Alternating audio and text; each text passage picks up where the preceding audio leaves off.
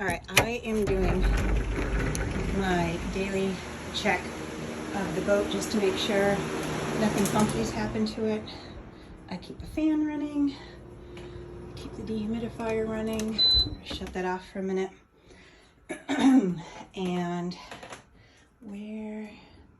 And as you can see, it's a total mess still. Nothing, like, we can't do anything, so we're just not messing with it. But I have my handy dandy headlamp, and basically I just check to make sure my bilges are dry. They are bone dry, and now that I can smell again, I use my nose to make sure that there are no weird smells. This is my Sterling voltage regulator that got fried, so we need to put a new one in, except you can't get them anymore, so we're gonna do some creative things. That battery is actually getting replaced, and it's going to match my new Rolls batteries that I had put in.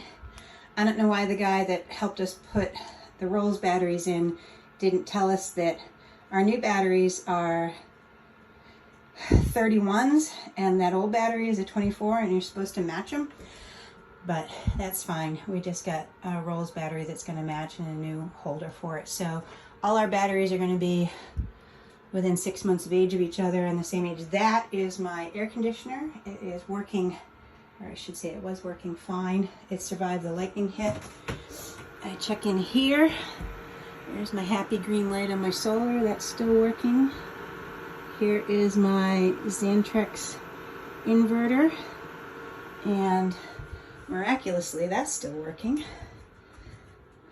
So now it is really, I'm gonna tell you, it really sucks having it be this messy, but I will get it back again and it will be okay. And then down, and we're gonna check the other bilge.